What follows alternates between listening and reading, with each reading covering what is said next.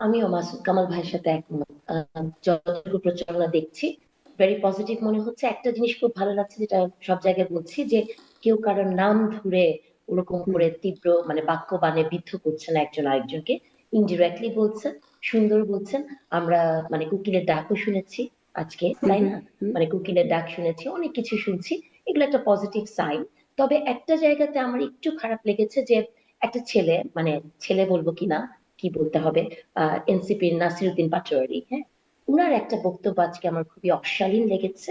উনি সবসময় আসলে এই ধরনের অশালীন বক্তব্য দেন, আহ এবং মানে এতই অশালীন লেগেছে, ওই জায়গা থেকে মনে হয়েছে যে এটা একটু শিষ্টাচার বহির্ভূত, এভাবে কথা হুম। না বললে হয়। তবে উনার একটি ক্যারেক্টার আছে, মানে ক্যারেক্টারিস্টিক হচ্ছে উনি সবসময় সেন্টার অফ দ্য অ্যাট্রাকশন থাকতে চান, সেটা তার শব্দ বান দিয়ে হোক বা যা দিয়ে হোক। তো এটা হয়তো উনার একটা স্ট্র্যাটেজি। আর আপনি যেটা বললেন যে নির্বাচনের সমীকরণ মিলছে কিনা, নির্বাচনের যে সমীকরণ, সমীকরণটা মিললেই তো আর গণতন্ত্র থাকে না, না?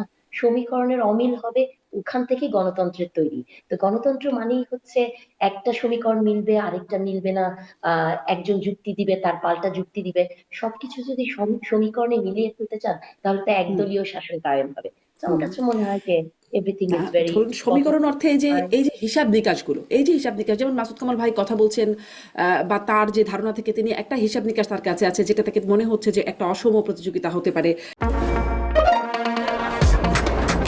শুধুমাত্র সিটি ব্যাংকে অ্যাকাউন্ট থাকলেই করতে পারবেন গুগল পে। তাই অ্যাকাউন্ট খুলুন আজই।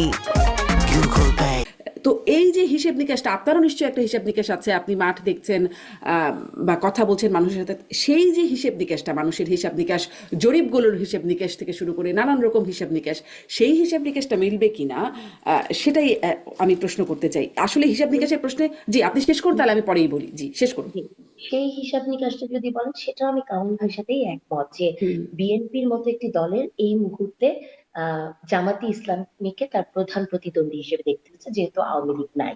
এটাই সত্য আসলে। কারণ আপনি যদি জামাতি ইসলামীর সবচেয়ে বড় যে নেতা, হ্যাঁ, তার আমিরের যদি ভোট গুলোকে, মানে উনি যতবার ইলেকশন করেছেন, সব ভোট গুলোকে যদি যোগ করেন, তাহলে বিএনপির একটা ধরেন মধ্য লেভেলের নেতার যে এককালীন ভোট, সেটার সমান।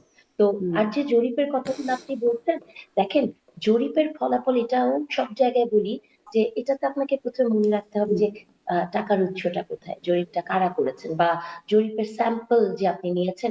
ধরেন আপনি যদি মসজিদের পাশে যে 100টা প্রশ্ন করেন, সেটার উত্তর একরকম আসবে।